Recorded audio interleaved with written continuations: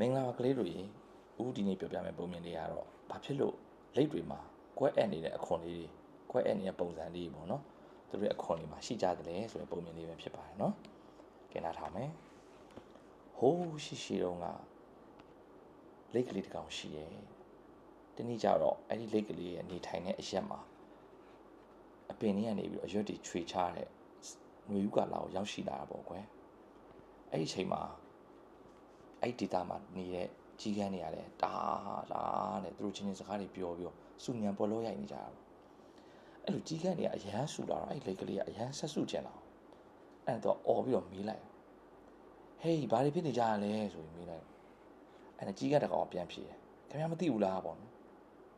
ကျုပ်တို့တွေနေရာပြောင်းဖို့လုပ်နေကြတာပေါ့နော်တောင်ပိုင်းကိုပြောင်းဖို့လုပ်နေကြတာຫນွေဥရာတီရောက်လာပြီဆိုတော့ဒီဒေတာမှာလည်းရေခမ်းတော့မယ်ပေါ့နော်အဲ့တော့ကျုပ်တို့တောင်ပိုင်းကိုပြောင်းရွှေ့ဖို့လုပ်နေကြတာဆိုပြီးတော့ပြောလိုက်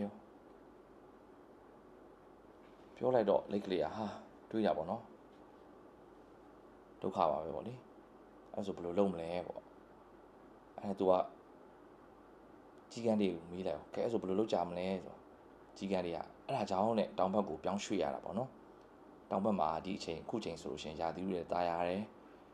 အစားအစာတွေပေါ်တယ်ဆိုတော့အဲ့နဲ့လက်ကလေးကသူကလည်းလိုက်ချင်သွားတာပေါ့နော်လိုက်ချင်သွားတော့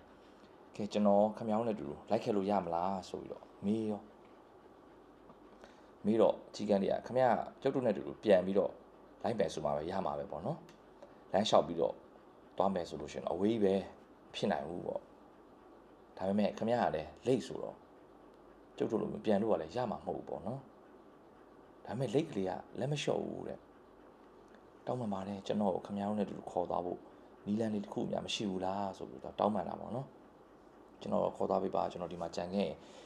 ကျွန်တော်လည်းမကြခင်မှာအစာရေးစာငှက်ပြီးတော့တေးရပါလိမ့်မယ်ဆိုပြီးတော့တောင်းပန်ပြီးတော့ပြောအဲ့ဒါနောက်ဆုံးကြီးကန်းတွေကသူ့ကိုကူညီပေးဖို့သဘောတူလိုက်ကြတယ်ကွယ်အဲ့နဲ့ကြီးကန်းတွေကသူ့ကိုဘယ်လိုကူညီလဲဆိုတော့လုတ်တစ်ချောင်းယူလာပြီးတော့လက်ကလေးသူကပြောတယ်ရော့ဒီမှာဒုတ်ခမားပါဇက်နဲ့အဲ့ဒီဒုတ်ကိုတေချာကြိုက်တာနော်ကျွန်တော်တို့နှစ်ကောင်ကဒီဘက်တစ်ကောင်ဟိုဘက်တစ်ကောင်ခမားကိုချီပြီးတော့ပြန်မယ်နော်ဒါပေမဲ့တခုရှိတာခမရစကားပြောလို့မရဘူးပေါ့နော်ပြန်တို့ခမရကိုချီပြီးတော့ပြန်ခေါ်လာလမ်းတစ်လျှောက်လုံးမှာခမရလုံးဝစကားပြောလို့မရဘူးခမရစကားပြောလိုက်တာခမရပြုတ်ကျသွားလိမ့်မယ်ဆိုပြီးတော့သူကကြီးကန်းတွေကလက်ကလေးကိုတတိပေးစကားပြောတယ်ပေါ့နော်ဟာဒါတော့လွဲပါတယ်လက်ကအစာရေးစာပေါ်များတဲ့တောင်းပန်သွားရတော့မှာဒီခဏလောက်စကားလေးမပြောရနဲ့ဘာဖြစ်မှာမဟုတ်လို့လဲပေါ့နော်အေးဆေးပါပေါ့ကဲသွားကြမယ်ပေါ့ဆိုတော့အဲ့နဲ့ခုနပြောတဲ့အတိုင်းပဲလက်ကလေးကတုတ်ချောင်းကိုကြိုက်ထားတယ်ကြီးကန်းနှစ်ကောင်ကဟိုဘက်တစ်ကောင်ဒီဘက်တစ်ကောင်အဲ့ဒီတစ်ကိုင်းကြောက်ကြီးကိုကြိုက်ပြီးတော့လက်ကိုခေါ်လာကြပါတော့နော်အဲ့နဲ့အဲ့လိုနဲ့သူကပြန်လာကြအောင်ပြန်လာလက်ကသူကကောင်းကင်ဘုံကနေပြီးတော့သူအောက်ကနေရှုခင်းတွေကိုကြည့်ပြီးသူကပျော်နေတာပေါ့ဘာလို့ဆိုတော့လက်ဆိုတော့သူကကုန်းပေါ်မှာနေတဲ့တတော်မြေကြီးပေါ်မှာနေတဲ့တတော်ဖြစ်တော့သူကကောင်းကင်ဘုံမှာမရောက်ဘူးလားတခါမှအခုမှသူကပထမဆုံးကောင်းကင်ကိုရောက်တာဆိုတော့သူကအဲ့ဒီအမြင်ကနေအောက်ကုန်းကြည့်ပြီးတော့သူကပျော်နေရောအဲ့ဒါတဖြည်းဖြည်းနဲ့လို့ပြန်လာကြပြီးတော်တော်ကြာလာတဲ့အချိန်ရောက်တော့လက်ကလေးကတိကျလာတာပေါ့နော်သူကငကိုတွေကလည်းဆက်စုတတ်တော့လေသူတို့ပြန်လာတာဘယ်လောက်ကြာနေပြီလဲဘယ်လောက်ရောက်နေပြီလဲဘယ်တော့ရောက်မှာလဲဆိုတာမျိုးသူကတိကျလာအဲ့ဒါတိကျလာသူကသူ့ကိုခြိလာတဲ့ကြီးကန်းနှစ်ကောင်သူကမေးမေးချင်နေတာဒါပေမဲ့သူကအဲ့တစ်ကိုင်းကြောက်လေးကိုသူကကြိုက်ထားတော့သူကမေးလို့မရဘူးပေါ့နော်အဲ့ဒါသူကမေးလို့မရတော့ကြီးကန်းတွေသူမျက်လုံးနဲ့တောင်းကပ်ပြီးကြည့်တယ်ဒါပေမဲ့ကြီးကန်းတွေကလည်းသူ့အာရုံနဲ့သူကပြန်နေရတော့လက်ကိုအာရုံမရှိဘူးပေါ့ကွယ်အဲ့နဲ့သူ့ရဲ့ခြေထောက်တွေလက်တွေကိုအဲ့လိုကာယလှုပ်ပြတယ်ရက်ကန်တွေလှုပ်ပြတယ်ဒါပေမဲ့လည်းကြီးကန်းနှစ်ကောင်ကတတိမထားမိဘူး